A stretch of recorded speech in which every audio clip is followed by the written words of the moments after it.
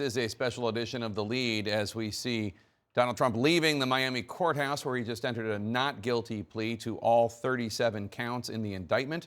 He is, of course, the first former president to become a criminal defendant in a federal prosecution in the great history of the United States. And Dana Bash, one of the things that I think we need to keep in mind as we watch this motorcade leave the courtroom is that in all likelihood, this is just the second of 4 indictments we will see Donald Trump facing.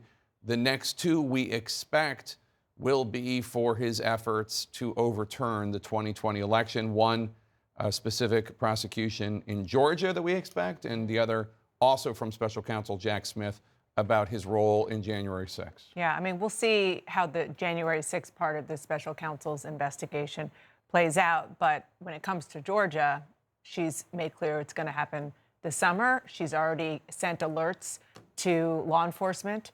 She did so, I believe, last month.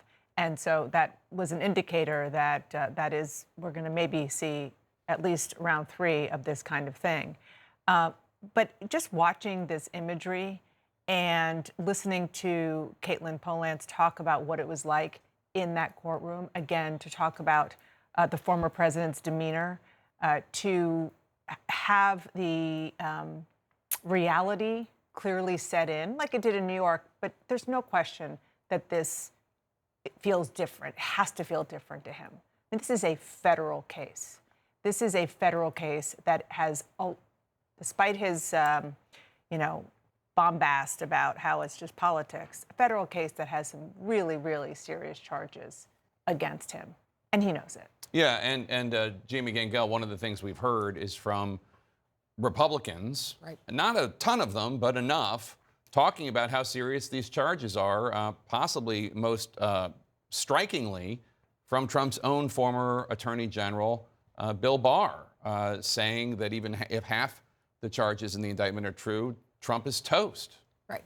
But as we've seen with Republicans, we've seen, as you pointed out earlier today, Republicans who may have a military background seem to take this more seriously. On the other hand, we have Nikki Haley said today she would be inclined to pardon Trump. We've had other Republicans, I believe it was Mitch McConnell, who said basically he didn't want to comment on it at all. So by and large, Marco Rubio, who is the ranking member of the Intelligence Committee, was dismissing it. By and large, Republicans are still standing with Donald Trump, at least publicly, as well as fundraising. I just want to come back to a point. Can I just interrupt for 1 second, because people are probably wondering what we're watching, which is this is the Versailles Cafe in Miami. You can see there is a group of presumably Trump supporters. It's a famous Cuban restaurant in Miami. You see a group of Trump supporters, presumably, waiting for him, and he may be going in there. And when that happens, we will bring it to you. But please go ahead, Jamie, with what you were saying.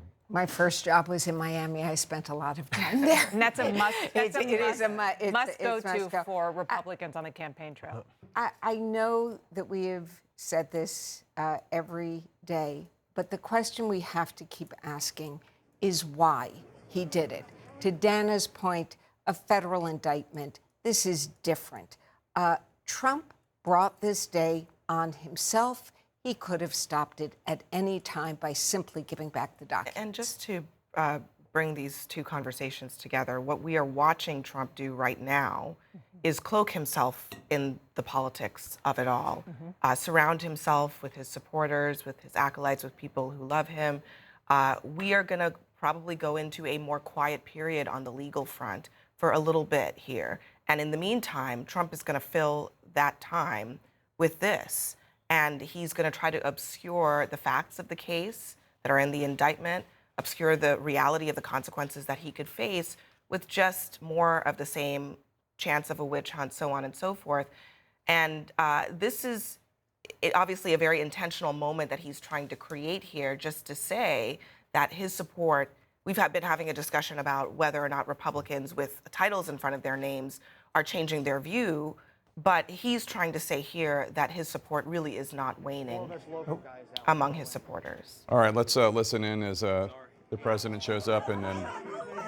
Oh, well, okay, so we're actually going to keep talking. So, John King, the Versailles Cuban restaurant, a big hub for the Cuban American community in Miami. Randy Kaye is actually in the Versailles Cafe right now. Randy, what are you seeing? I am at Versailles Cuban restaurant in Little Havana, and there is such a crowd here. The motorcade has just arrived from federal court in Miami, and this was, of course, an unannounced visit, not an official visit. Let's listen to this. So, That is the crowd. That is the crowd cheering. If you can hear me over them, there is just dozens of people here, all with their phones, all waiting for a glimpse of the former president. This is a very, very popular community restaurant in the Cuban community here. It's been here since 1971.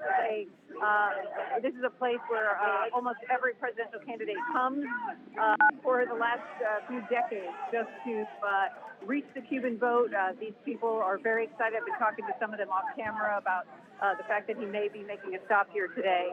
And they are in full support of him. They don't buy the indictment. They don't believe it.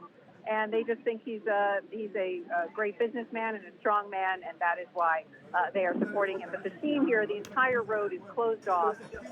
There are dozens of police and Secret Service and a lot of very, very passionate supporters. We are waiting for the president former president to be inside. He's supposed to greet some of the people here who have been waiting now, it seems like, for hours to meet him.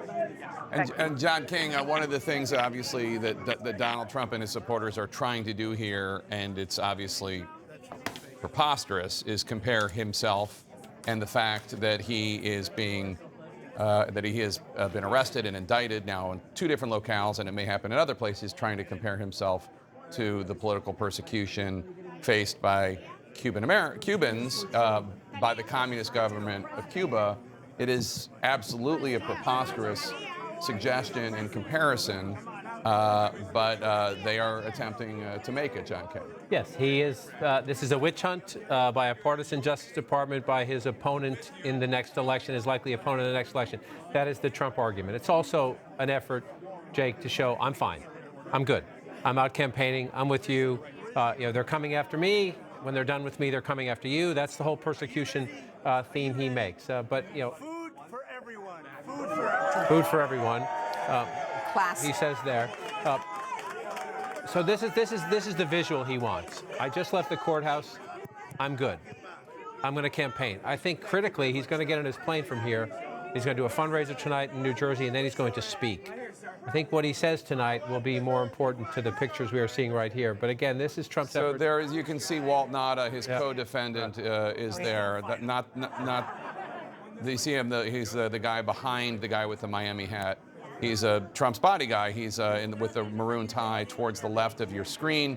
That's Walt Nauta, Trump's co-defendant, also accused of obstruction of justice and the various charges. Remember, it is a 37-count indictment, and Donald Trump has been charged with 37 charges. Nauta charged with, I believe, 6 of those charges, Ellie Hoenig. And as we watch Donald Trump attempt to turn his arrest and indictment into some sort of campaign commercial, we need to remember that the reason we are watching this is because Donald Trump is accused of breaking some very serious national security laws and then obstructing and refusing to cooperate with the FBI. Yeah, whatever this spectacle is that's unfolding before us, let's remember what this case is about. Let's remember what this indictment charges. Again, Donald Trump is charged with a series of federal felonies for mishandling the most sensitive government documents that we have and for obstruction of justice, along with Walt Nauta, who is charged with intentionally setting up lies to the grand jury, to the FBI. Any way you look at this, and again, despite whatever may be going on in that restaurant, this case isn't going to be settled legally in a cafe. It's going to be settled in the court based on the facts and law. The folks in the control room,